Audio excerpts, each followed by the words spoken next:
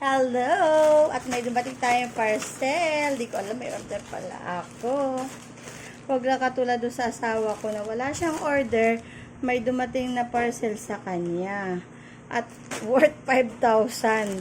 Tinignan niya yung apps niya, wala naman siyang ino-order. Pero ako, may order talaga ako. Ito ay binili ko ay sa TikTok. Nagtatry lang ako sa TikTok. Ayan.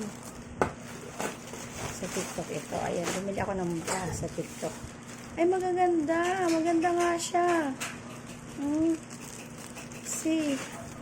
Maganda siya. Okay. Maganda. Just style. Try ko lang naman sa TikTok. Nag-try lang ako sa TikTok kasi hindi ako nag-aano sa TikTok talaga. Hindi pa ako nakakatry na mag-order. Ayan. Ay, nag-try pala ako kahapon. Yung isang araw, may dumating ako. Ito.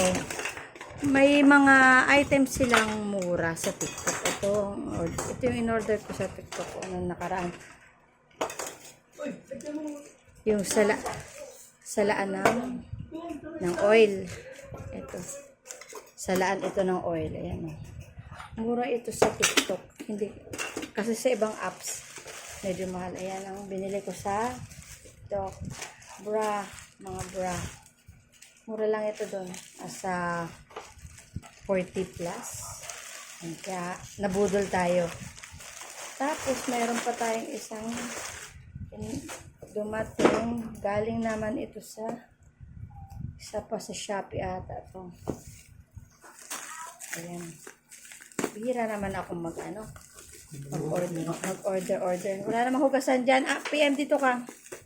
Tapon mo nga yung tubig doon. Ayan. Tingnan natin kung ano ito.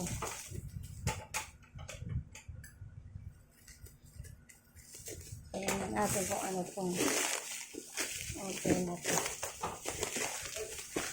Yung mga malinis na yung bottle. Ayan. Tapos ito, tingnan natin kung ano ito. Kung anong parcel ito.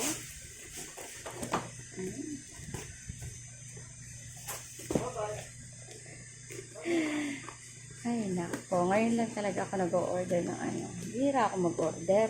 Kasi wala naman akong pambayad.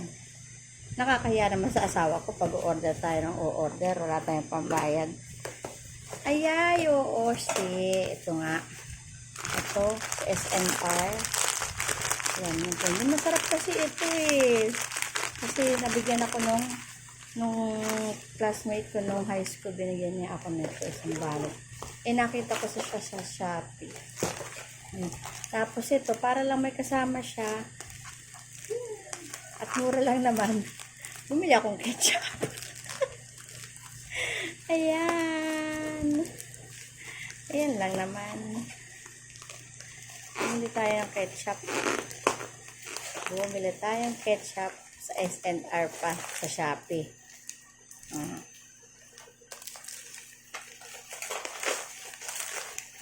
Ang laki, 50 plus lang ito. See? Ayan lang. Ayan lang. Ayan. Try lang.